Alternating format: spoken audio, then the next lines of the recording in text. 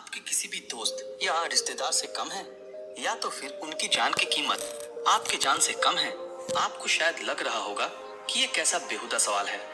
Definitely जिंदगी की कोई भी मोल नहीं होती है, और अगर होती है तो सबकी बराबर होनी चाहिए।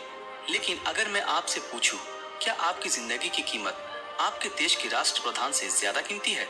मेरा मतलब है कि क्या आपकी जान की कीमत श्रीमान नरेंद्र मोदी जी की जान से ज्यादा कीमती है? अभी आप सोचने पर मजबूर हो जाएंगे, क्योंकि ये तो हर किसी को पता ही है।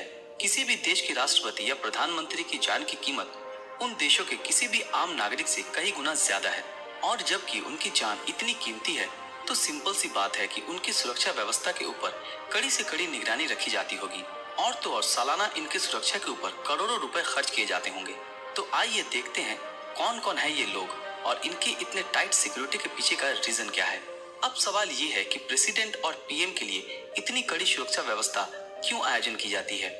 दरअसल ये लोग उनकी कंट्री के लॉ एंड ऑर्डर बनाने में एक इम्पोर्टेंट रोल प्ले करते हैं। अगर उनके साथ कुछ बुरा भला हो जाता है तो ये देश के लिए एक बड़ा नुकसान माना जाएगा, जिस वजह से उन्हें कड़ी से कड़ी सुरक्षा प्रदान की जाती है।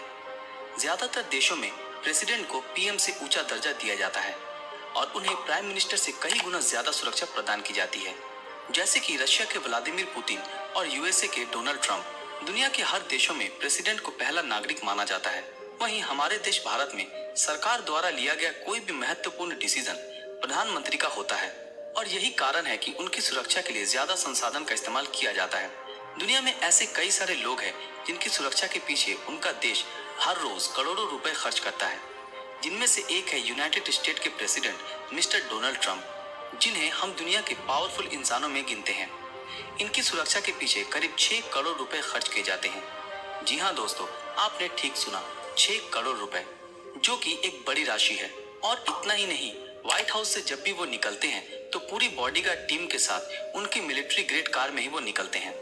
जो कार दिखने में साधारण लगता है, पर कोई साधारण कार नहीं है। वो कार 8 इंच चौड़ी बुलेट प्रूफ दीवारों से प्रोटेक्टेड है। और तो और कहा जाता है कि ये कार बॉम्ब और गोले बारूद के धमाके को भी झेलने की क्षमता रखता है। और उस कार में प्रेसिडेंट की ब्लड ग्रुप से मैच होने वाली ब्लड भी मौजूद होती है। तो अब बात करते हैं दुनिया के सबसे खतरनाक और पावरफुल देश रशिया के बारे में। रशिया के राष्ट्रपति व्लादिमीर पुतिन, जिनका नाम दुनिया के कई सारे विवादास्पद नेताओं में सबसे आगे है। लेकिन इसका मतलब ये नहीं कि उनकी सुरक्षा में कमियां रहती हैं। दरअसल पुतिन की सुरक्षा दुनिया की सबसे कड़ी सुरक्षा मानी जाती है। और तो और इनकी सुरक्षा के लिए कितने कर्मी नियुक्त है, ये बात किसी को भी मालूम नहीं। लेकिन कुछ रिपोर्ट्स में कहा गया है कि लगभग 50,000 कर्मी पुतिन की सुरक्षा में लगे हुए हैं।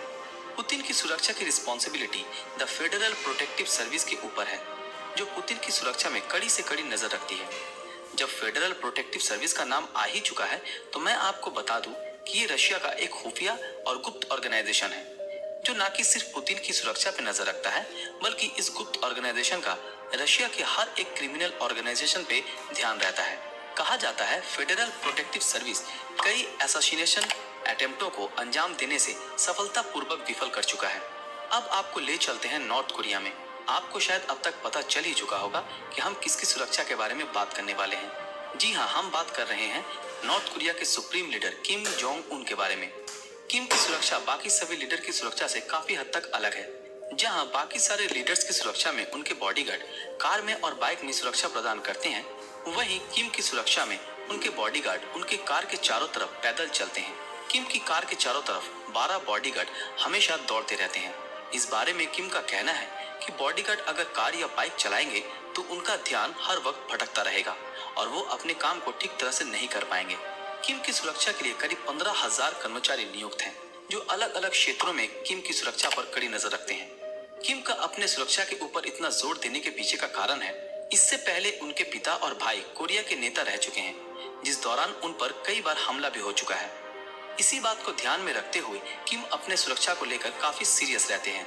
अब हम बात कर लेते हैं जापान के प्रधानमंत्री शिंजो अबे के बारे में, जो कि जापान के हिस्ट्री में सबसे यंगेस्ट पीएम है। शिंजो अबे की सुरक्षा में हर साल जापान करोड़ों रुपए खर्च करता है, और शिंजो जब भी बाहर निकलते हैं तब उनके पीछे करीब 12 गाड़ियां उन्हें प्रोटेक्ट करने के लिए रहती हैं। जब उनकी कार जापान के शहरों से गुजरती है, तब रास्ते को बाकी सभी देशों की तरह बंद नहीं किया जाता, बल्कि उनके सुरक्षा कर्मी कार की खिड़की से बाहर आकर सबको गाड़ी धीमा करने का आदेश देते हैं। और जब भी जापान के प्रधानमंत्री की कार किसी पतली गली से गुजरती है, तब उनकी कार के चारों ओर उनके बॉडीगार्ड घेरा बनाते हुए दौड़ते हैं, जैसा कि आपने किम जोंग उन के केस में देखा। तो अब हम लौट आते हैं अपने देश भारत में। जी हाँ, आपने सही पकड़ा। अब हम बात करने वाले हैं भारत के प्रधानमंत्री श्री नरेंद्र मोदी की सुरक्षा को लेकर। मोदी की